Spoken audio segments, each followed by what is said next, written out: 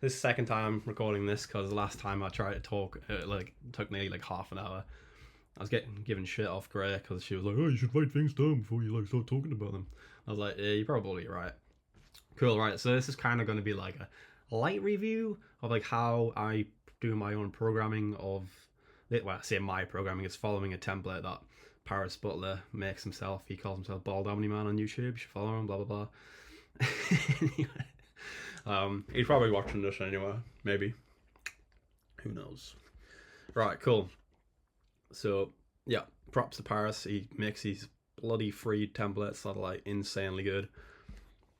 You pretty much just follow through the movement patterns. You choose from the drop down what you want, or you just add the exercise to say you don't want to do any of these belt squat, hack squat. You could put a barbell squat in, whatever works for you from your experience of training, or whatever you want to try. This is his intermediate full body program. I didn't run the full body program. I ran the hybrid, which I'll quickly go over in a minute. I'm trying to talk a bit faster this time because I was dragging on a bit the last video I did. Anyway, you got day one, day two, day three. Sorry, I'm sucking on a throat lozenge because I've just had a cold recently, and yeah, it's a bit sick. So yeah, so it's pretty much that really. He has even attached his advanced program that he runs or has run himself in the past. And this thing looks insane. I think my knees and my elbows and everything would just explode if I ran this. So, being a bit of a noob that I am. So I ran through this hybrid program. And everything, if you've got questions or anything in this, he's attached an FAQ to a Google Doc, which you click on it, read through there. If it doesn't cover the questions that you have, he's got plenty of YouTube videos out there. Or even if it's not his YouTube video, you could just Google it and it'll probably appear. That's the great thing about fitnessy stuff these days. Like it's all online as long as you don't know what you look for. As long as it's not like a V-shred or something that you look at, then you should be sweet. Right,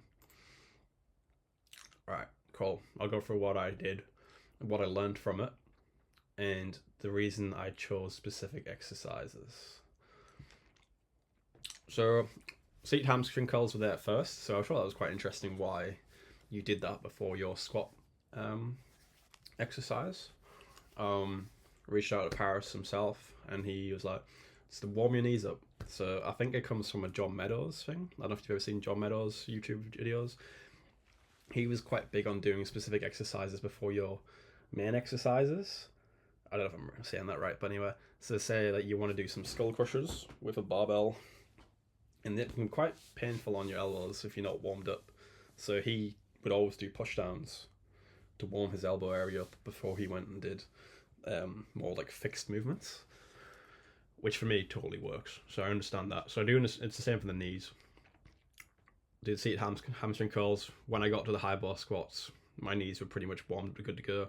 Had to do a few warm-up sets and I was good to go do my high bar squats, rather than just spending ages trying to warm my knees up on mobility exercises and stuff like that. I still do like a bit of backwards assault bike pedaling, but that's just me. Like sometimes my knees just need a bit extra warm up. All right, so tip number one for triceps is a push down. What I want you to do is I always want you to start with a push down. Now, the reason why is elbow health. A lot of people have you start with a skull pressure variation, a line extension variation, or maybe something like this, or maybe something like this. I don't like that. I don't think it's good for long-term elbow health. You'll never find somebody in this industry to recommend you starting those exercises. They're older than 35, 40 years old, because those of us who've been around know that those are very hard on your elbows. They're great exercises, and we're going to get to that later, but they're meant to be done toward the end of your tricep workout. Okay, so we're going to start with more lateral head work. The lateral head is right here. And yeah, high bar squats. I don't know. I've always kind of sucked at squats, and I don't know if it's just inhaling copium, but like being a short torso, long-legged, long-femored person, my squats tend to hinge a lot. So when I'm doing high bar squats, I have to focus a lot on keeping my back quite straight and squatting down, so I feel it more in my quads and just my legs in general, rather than just my lower back just taking the load.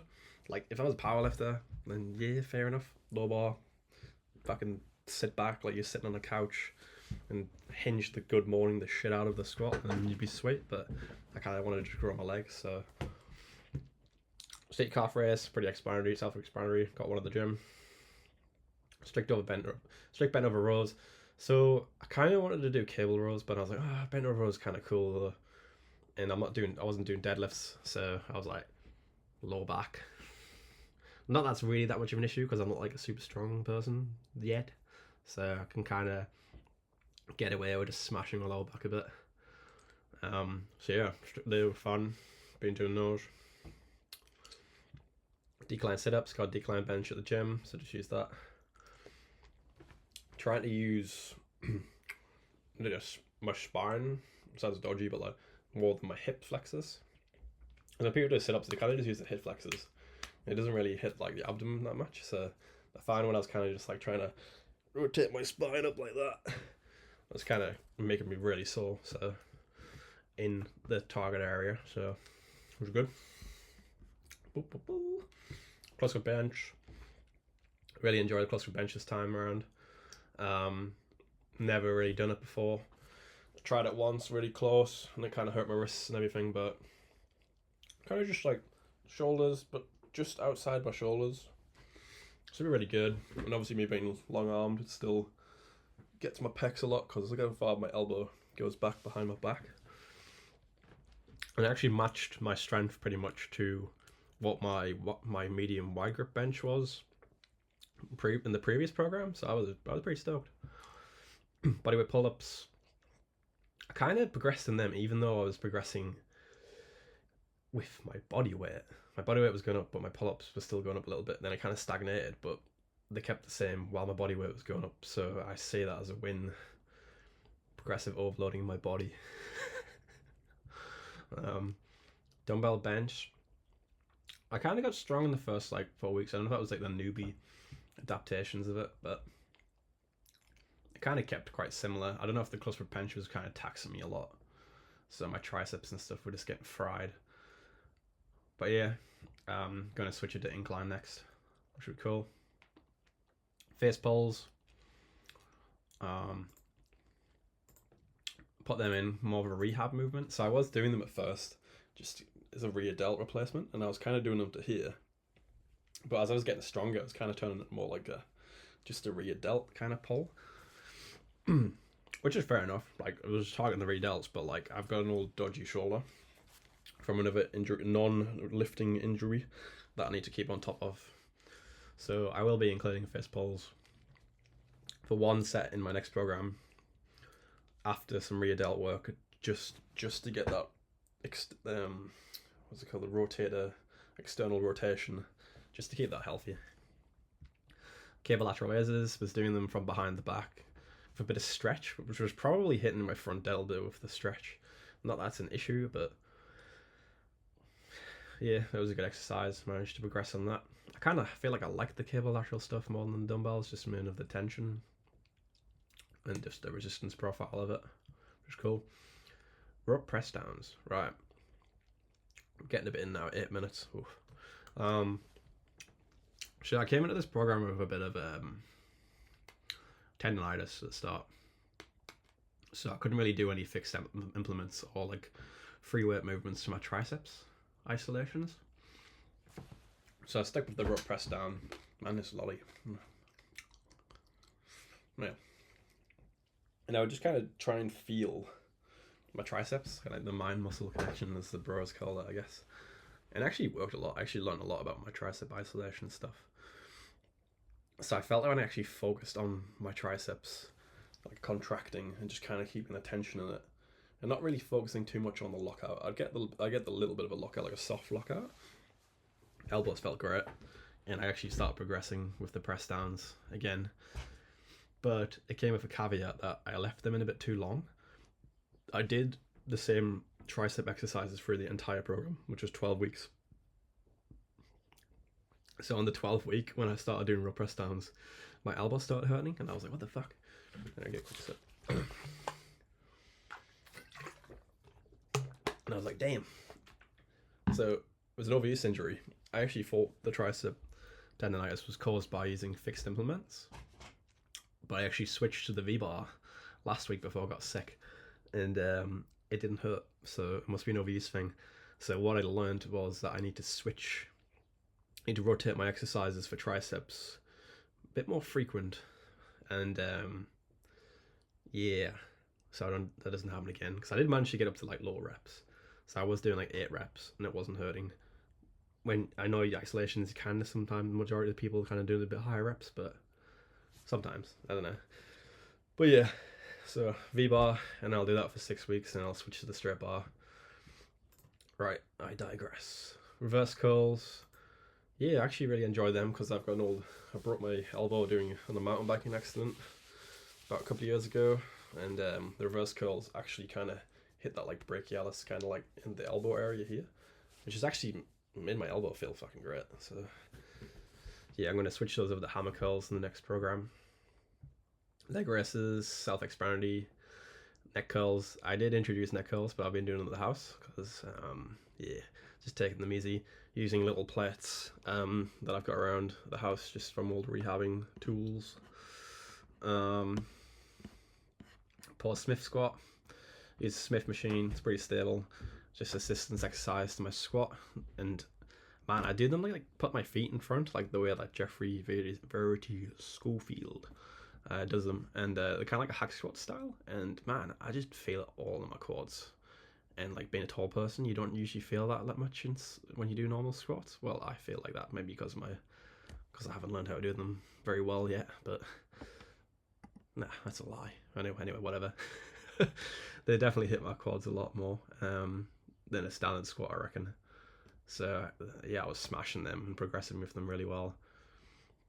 Pressing exercise of choice. Oh yes, so this was a seated dumbbell press, and I never really done them before. I've always just used barbells, and man, the stability in my left shoulder, it was just shit at first, and then it got really good and eventually I just got really good at the pressing and figured it out, and it's probably one of my favorite shoulder exercises now.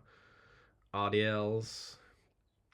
I was doing them stiff-legged style at first, and progressing from them really well. Recently, I did switch out to, what is he, Alberto Nunes, I think his name is. I watched a video of him doing it, and he showed how like you don't always have to go like full like parallel, based on your genetics and just kind of the way your like body structure and your hips are set up and stuff.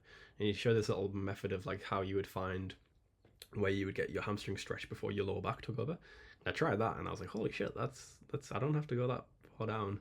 So class is a new variation, and I'm going to run that for the new program. Tricep isolation. I was just doing a single arm D handle. Felt pretty good on my elbows. Just kept running with that. Single arm preach curls, really good. I really enjoy preach curls, and being long arms, if I use the easy bar, I can't get it right up to my armpit because it hits the pins. But single arm, I can get it right up there. In the new program, we will be back on about the easy bar, but it'll be a bit more further up, but it should be fine. It's just a different variation, so I'll run that. Decline sit-ups, yep. Just from a different angle of the decline. And neck extension, I'm doing them at home as well. So yeah, dip machine. I did have them at first, but my elbows were just hurting and I couldn't recover from the volume. I would just get kind of like a pain here. So I got rid of the dip machine stuff, and my elbows were fine after that. So I was doing chin-ups, kept them in. I just like doing pull-ups, man. It's fun. But I'm going to do pull-downs on one of the days of my new program. Single arm, it's giving it more like a kickback. It felt really good on the elbows. Incline curls, pretty good. Cable overhead extension with the rope, that was really good. I actually got quite strong on that. Wrist curls, it's kind of doing them like roll down but onto your fingers. Man, burn your forearms out. Decline sit up. Why have I decline sit up 3 times? I think one of them was like an oblique thing that I was doing. Yeah. And then stand lateral raise with dumbbells, and I didn't do the neck curl.